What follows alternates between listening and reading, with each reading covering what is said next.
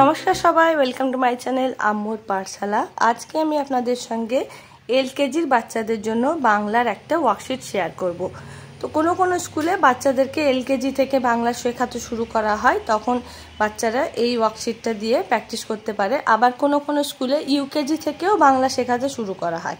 তো যদি আপনাদের বাচ্চাদেরকে ইউকেজি থেকে বাংলা শেখাতে শুরু করা হয়, তাহলে ইউকেজির বাচ্চারাও এই ওয়ার্কশিটটা প্র্যাকটিস করতে পারে।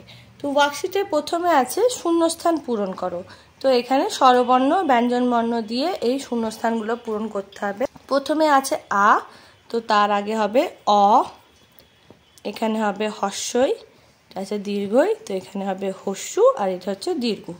তারপরে চ, চয়ের পরে ছ, বর্গীর জ, ঝ, পিঠফা লাইন। এখানে আছে প, তো এখানে হবে ফ, ব, ভ আর ম।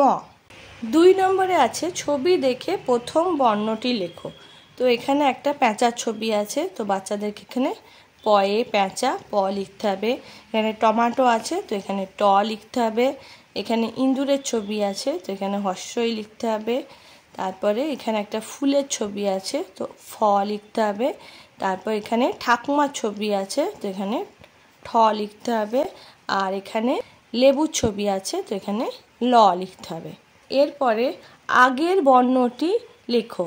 তো এখানে যে বর্ণটি দেওয়া আছে তার আগে যে বর্ণটা আসবে সেটা লিখতে হবে। তো এখানে হবে র, ল, ক, খ, ত, থ, দ, ধ।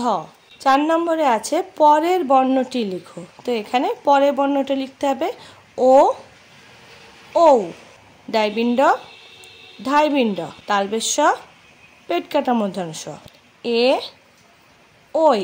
5 নম্বরে আছে বর্ণ যোগ করে শব্দ গঠন করো।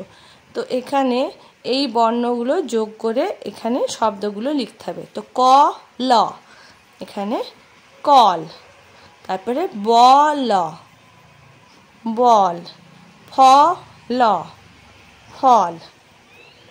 6 নম্বরে আছে একই বর্ণগুলি মিল করো। তো এই বাম দিকের সঙ্গে ডান দিকে যেগুলো একই বর্ণ আছে সেগুলো মিল করতে হবে। যেমন এখানে হসন্ত আছে, তো এখানে হসন্ত আছে, এটার সঙ্গে মিল করতে হবে। মূর্ধন্য, এখানেও মূর্ধন্য আছে। ব, এখানে ব আছে। পেট কাটা মূর্ধন্য ষ, এখানে পেট কাটা মূর্ধন্য ষ, আর এটা হচ্ছে পিঠ ফেলা ইঙ্গ, তো এটার সঙ্গে এটা ম্যাচ করতে হবে। এরপরে 7 নম্বরে আছে ছবি দেখে নিচের শব্দগুলি সঠিক জায়গায় লেখো। তো এখানে শব্দগুলো লেখা আছে আর এখানে ছবি দেওয়া আছে। বাচ্চাদেরকে ছবি দেখে সঠিক জায়গায় সঠিক শব্দটি লিখতে হবে। যেমন এটা ইঁদুরের ছবি দেওয়া আছে, তো এখানে ইঁদুর, হস্যই চন্দ্রবিন্দু ধয়সু র, ইঁদুর। এতে করে বাচ্চারা শব্দ লিখতেও শিখে যাবে। তারপর এখানে হাতির ছবি দেওয়া আছে, তো এখানে হাতি, হয় আকার, তয় হস্যি, হাতি। তারপরে এখানে উটের ছবি দেওয়া আছে, তো এটা দেখে বাচ্চারা লিখবে হস্যু উট। তারপর এখানে মাছের ছবি আছে, তো এখানে ময়াকার ছ, মাছ। তারপরে এটা আছে ছাতা, তো এখানে আছে ছাতা, ছয়াকার তয়াকার, ছাতা। তারপর এখানে কলা আছে, তো এখান থেকে এখানে কলা লিখতে হবে।